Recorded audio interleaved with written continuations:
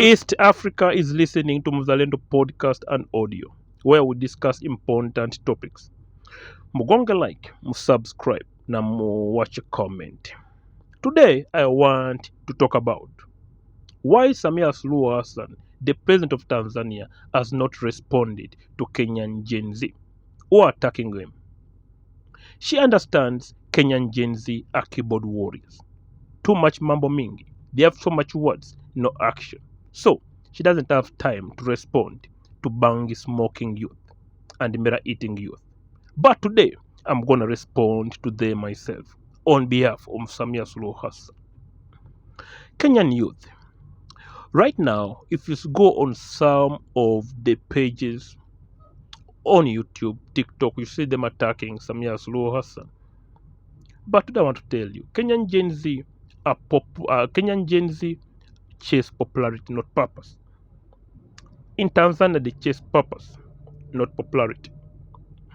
Kenyan politicians chase popularity, not purpose. Tanzanian politicians chase purpose, not popularity. And you know the difference.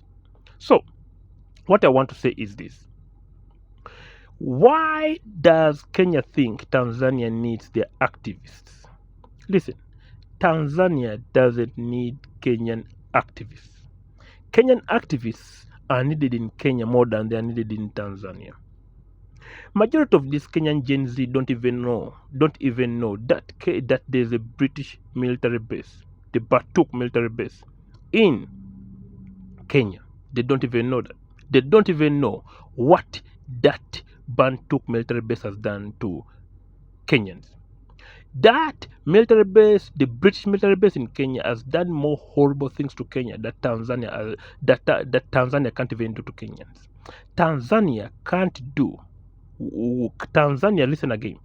The British military base in Kenya has done worse thing to Kenyan citizens than Tanzania has ever done. Just know that.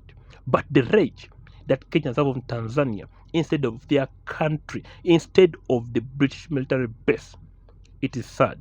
That shows you that Kenyan Gen Z are just clowns chasing popularity, not purpose. Since majority of them don't even know that there is a British training military base in Kenya, and it has done horrible things to Kenyan ladies, to Kenyan men, and every Kenyan citizen.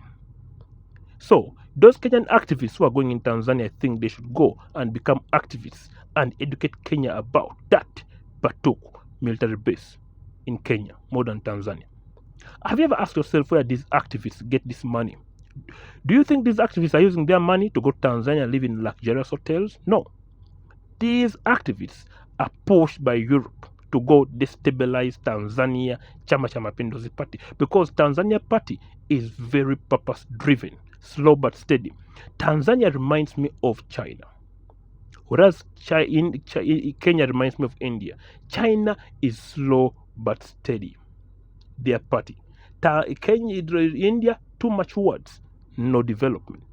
So Kenyans who think they're more developed than Tanzania, you don't understand what development is. Development is not about having skyscrapers. It's about public service. Tanzania has better public service from transportation than Kenya.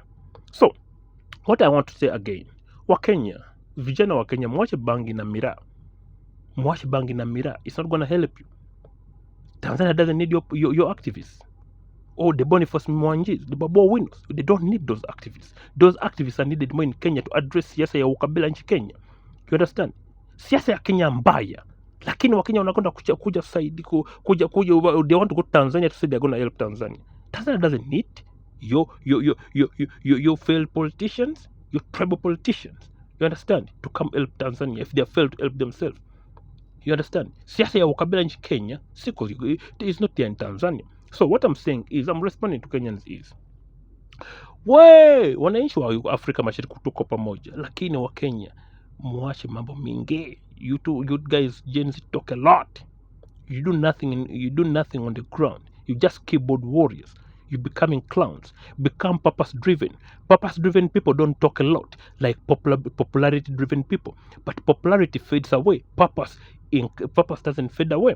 You understand? So Kenyan Gen Z, stop that. Focus on your country more than you focus on Tanzania, because they're activists. are not needed in Tanzania or in East Africa. Your puppet activists again are not needed in Tanzania. Munyamaze, and those activists need to go in Kenya and help Kenya more than East Africa or Tanzania. Thank you guys. Tuko pamoja.